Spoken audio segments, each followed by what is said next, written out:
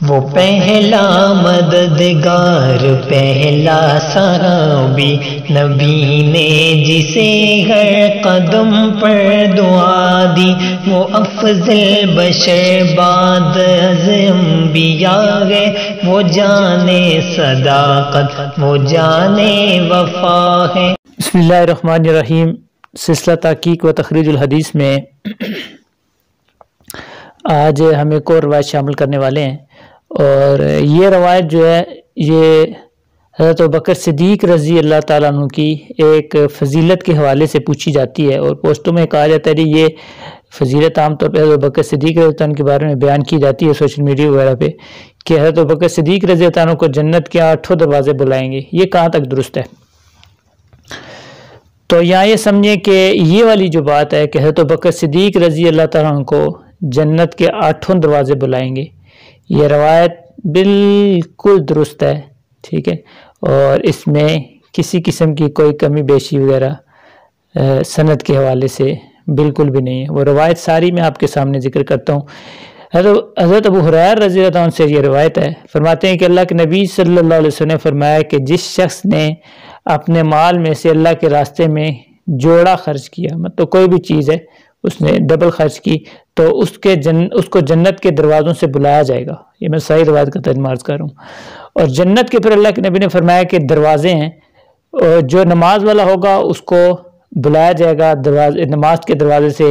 جو صدقے والا ہوگا اس کو بلایا جائے گا صدقے کے دروازے سے، جو جہاد والا ہوگا اس کو جہاد کے دروازے سے، اور جو روزے والا ہوگا اس کو روزے کے دروازے سے۔ تو وہاں پہ حضرت ابوبکر صدیق رضی اللہ عنہ موجود تھے، تو انہوں نے فرمایا یا رسول اللہ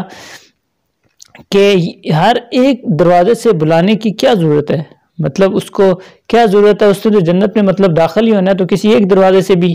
داخل ہو سکتا ہے۔ تو پھر وہاں پہ انہوں نے ایک سوال یہ بھی پوچھا کہ یا رسول اللہ آیا کوئی ایسا خوش قسمت بھی ہوگا کہ جس کو جنت کے سارے دروازوں سے بلایا جائے گا؟ تو وہاں پر پھر اللہ کے نبی صلی اللہ علیہ وسلم نے فرمایا کہ نام وَإِنِّي أَرْجُو أَن تَكُونَ مِنْهُمْ، اور ہاں،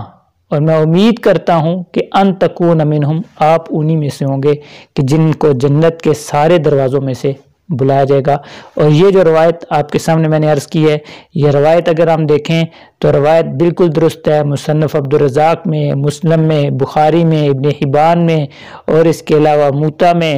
اور ابن مبارک نے کتاب الزہد میں ذکر کیا، ترمذی میں، نسائی میں، اور بھی دیگر کتب کے اندر یہ روایت جو ہے وہ موجود ہے، اور صحت سند کے لحاظ سے بالکل درست ہے، اس میں کسی قسم کا کوئی مسئلہ وغیرہ نہیں ہے۔ واقعتاً یہ روایت ایسی ہے کہ حضرت ابوبکر صدیق رضی اللہ عنہ کو جنت کے 8 دروازوں سے بلایا جائے گا۔ لیکن میں یہاں پہ ایک بات کہنا چاہتا ہوں کہ حضرت ابوبکر صدیق رضی اللہ عنہ کے ساتھ یہاں پہ جو الفاظ استعمال ہوئے اللہ کے نبی صلی اللہ علیہ وسلم نے فرمائے، وہ یہ فرمائے کہ ارجو ان تکون منہم۔ یہ ارجو کا لفظ ہے، اس سے بعض لوگوں کو شبہ ہوتا ہے، خاص طور پہ صحابہ کرام رضی اللہ عنہ کے حوالے سے جب کوئی اس طرح کی حدیث آتی ہے تو ان کی کوشش ہوتی ہے کہ کسی طریقے سے حدیث کے کوئی الفاظ اس طرح کے لے کے صحابہ کرام رضی اللہ عنہ کی جو شان ہے اس کو کم کرنے کی کوشش کی جائے۔ تو ارجو کا جو لفظ ہوتا ہے یہ عام طور پہ عربی میں استعمال ہوتا ہے کہ امید کے لیے، کہ امید ہے آپ اس میں سے ہوگے۔ اس میں اللہ کے نبی نے یہ تو نہیں فرمایا کہ آپ ہیں وہ آپ ہیں، یہ تو بس امید ایک دلائی، ہاں میں امید کرتا ہوں کہ آپ اس میں سے ہوں گے۔ تو یہاں پہ ان حضرات کے لیے ساری تو میں حوالہ جات وغیرہ کتب کے نہیں عرض کر سکتا، صرف 2-3 محدثین کے جو نے شارحین حدیث کہہ لیں کہ جن نے اس حدیث کی شرح میں محدثین نے کیا ذکر کیا وہ میں ذکر کرتا ہوں یہاں پہ۔ فتح الباری ابن حجر عسقلانی رحمہ اللہ کی شارح بخاری ہیں، اور کس درجے کے شارح ہیں اہل علم ازا خود ہی جانتے ہیں۔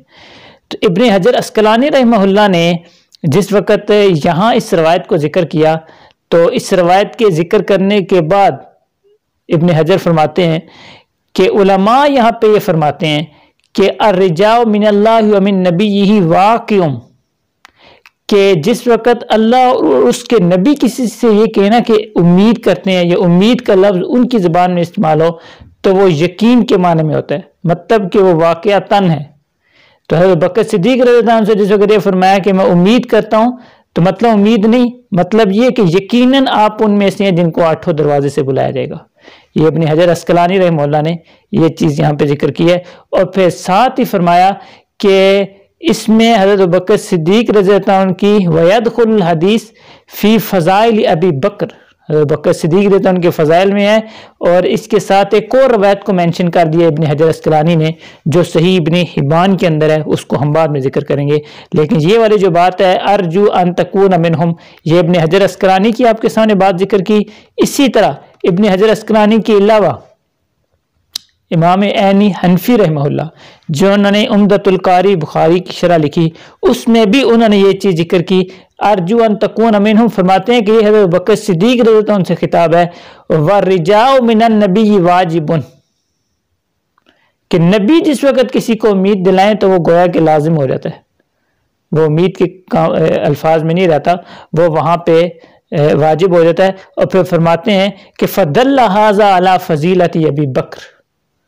اور یہ حضرت بکر صدیق رضی اللہ عنہ کی جو فضیلت پہ محمول ہے۔ اور دوسری بات یہاں پہ انہوں نے بھی اور دیگر شارحین حدیث سے بھی ذکر کی، اور فرماتے ہیں کہ اصل میں مسئلہ یہ ہے کہ یہ والے جو کام ہیں، نماز میں بھی مکمل کامل ہو، روزے کے حوالے سے بھی، جہاد کے حوالے سے بھی، صدقے کے حوالے سے بھی، تو کسی ایک فرد کے اندر جمع ہونا ہے بڑی مشکل بات ہے۔ بہت تھوڑے لوگ ایسے ہوتے ہیں جن میں ساری چیزیں کامل ہو، اور حضرت بکر صدیق وہ شخصیتیں کہ جو ان تمام میں کامل تھیں، تو اس لیے اللہ کے نبی صلی اللہ علیہ وسلم نے اس حوالے سے ان کو یہ فرمایا۔ اور دوسری بات یہاں پہ یہ بھی دیکھ لیں کہ یہ حضرت امام بخاری رحمہ اللہ کا، جیسے جو حضرت بخاری شریف کو پڑھے ہیں یہ اہل علم حضرات جانتے ہیں کہ امام بخاری کا طریقہ ہوتا ہے کہ ایک ہی روایت کو مختلف جو ہوتے ہیں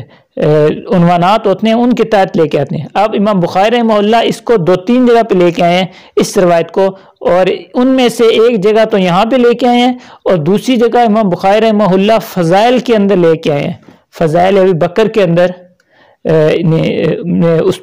فضائل ابی بکر کے اندر اس روایت کو لے کے آئے ہیں، اور اسی طرح امام نسائی بھی اور دیگر نے بھی اس کو مناقب وغیرہ کے اندر بھی ذکر کیا ہے۔ تو خلاصہ یہ کہ اس روایت سے حضرت بکر صدیق رضی اللہ عنہ کی فضیلت ثابت ہوتی ہے، اور وہ ارجو یہاں پہ یقین کے معنی میں کہ یقیناً ابو بکر آپ ان میں سے ہیں۔ اب وہ جو ہم نے شروع میں ذکر کیا تھا ابن حجر کے حوالے سے کہ انہوں نے فرمایا کہ ابن حبان کے اندر اس سے ایک ریلیٹڈ روایت ہے، تو ابن حبان کی روایت بھی دیکھ لیں کہ اس میں کیا ہے۔ اس میں کچھ تھوڑا بہت ضعف بھی ہے، لیکن محقق جو حاشیہ لکھا ہے انہوں نے فرمایا کہ ضعف ہے لیکن قابل تحمل ہے، مطلب قابل بیان ہے۔ اور وہ روایت حضرت ابن عباس رضی اللہ عنہ کی ہے جس کو مینشن کیا ابن حجر اسقلانی نے، اور فرماتے ہیں کہ اللہ کے نبی صلی اللہ علیہ وسلم نے فرمایا کہ جنت میں ایک آدمی داخل ہوگا، فلا یبقى اہل دار ولا اہل غرفۃ، کوئی گھر والا کوئی کمرے مکان والا ایسا نہیں ہوگا مگر وہ کہے گا مرحبا مرحبا مرحبا، ویلکم ویلکم، اس طرح کہہ لیں آج کل کے الفاظ کے حوالے سے کہ مرحبا مرحبا کہہ کے وہ اس کو ویلکم کریں گے۔ ایک آدمی ایسا ہوگا، تو فرمایا بکر بھی وہاں پہ موجود، فرمایا یا رسول اللہ ما توالا ھذا الرجل فی ذلک الجرم، تو اس آدمی کا تو کوئی نقصان نہیں ہوگا، کوئی گھاٹا نہیں ہوگا کہ جس کو جنت کے لوگ جو ہیں وہ سارے خوش آمدید کہہ رہے ہوں گے۔ تو اللہ کے نبی نے فرمایا اجل وانت یا ابا بکر، ہاں ایسے ہی ہے، اور آپ وہ ہو جن کو جنتی جو ہے وہ مرحبا کہیں گے، ٹھیک ہے۔ تو اس کی سند پہ کچھ کلام ہے، لیکن جو حاشیہ جنہوں نے لکھا ہے اس صحیح ابن حبان کے اندر، انہوں نے اس کی سند پہ کچھ کلام کیا، مگر ساتھ انہوں نے یہ بھی ذکر کیا کہ دیگر محدثین نے بھی جو ضعیف راوی ہے اس کی روایت کو لیا، اور یہ ضعف کو اتنا شدید درجے کا نہیں۔